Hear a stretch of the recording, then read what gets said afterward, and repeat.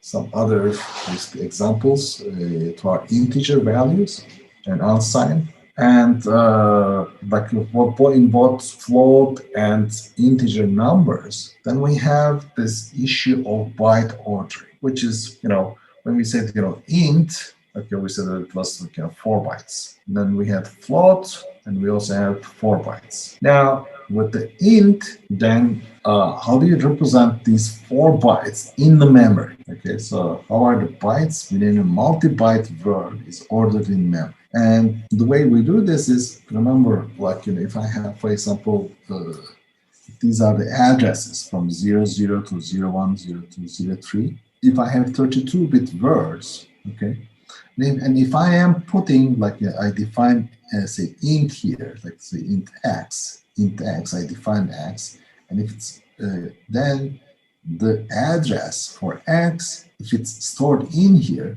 is actually 0000. So its address, when you look at the address bits here for the x, and it has basically something, but if it's a 32-bit word here, okay, then the last 2 bits of this address is always 0, despite the fact that in the valid, so the next, if I have another integer here, value will be 40, and again, like this part will be different, but the last 2 bits of any integer pointer is always 0. And if you have a 64-bit representation, then the last 3 bits will always be 0. Now, then the question is, how do you, like, remember, for int, I need to store 4 bytes. Now, how do I put the bytes here in this region? I have put the 4 bytes.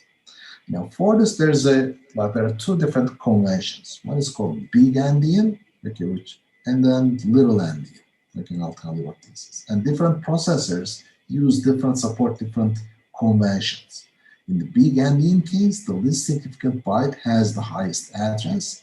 In the little endian case, which is used in x86 by Intel and plus ARM and other things, then the least significant byte has the lowest address. Now let's see them in detail. But before we move on, let me talk about the origin of this endian. Okay, I guess anybody knows who this guy is? Let's see. Nobody knows this? Okay, Gulliver. Good. Thank you.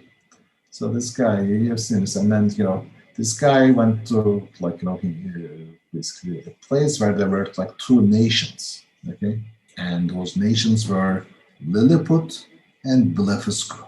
Okay, if you remember. And these 2 groups were fighting with each other because they had a conflict over which end of an egg to crack. And this is actually, when you boil an egg, you need to crack. And then, one of them, they were called the little endians and big endians. These guys who prefer to crack them on the pointy egg, they were called little endians. And the guys who were on this other end, they were called big endians because this was bigger. And they would fight each other. Now, why do we have this big endian and little endian formats? It's because there is no right way to this. It's just a matter of convention, and like who picks that. So there's no good way. So here is basically how it's represented. Let's say that I have a variable x, okay, and this is a 4-byte value. It can be an integer, and this value is here, like 1, 2, 3, and 4 bytes. Okay, then this is hexadecimal. If the address of this variable or int is, say, 0x100, then where are the bytes stored? Now, in the case of big endian, remember now that my x is pointing to here. Okay. Now, if in the big endian format, at 100 you have 01, 101 you have 23, 45, and 67. And in the little endian case, it's just the opposite. In this case, the first byte, remember this is the first byte, okay, first byte, this is the second byte. Then it's represented in the other way. So in the little endian format, the first byte is stored here, the second one is stored here, third one, and fourth.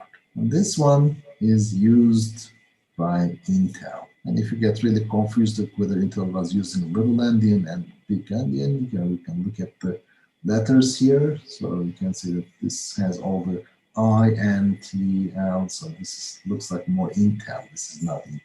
Okay, and this will be using. So this is really important.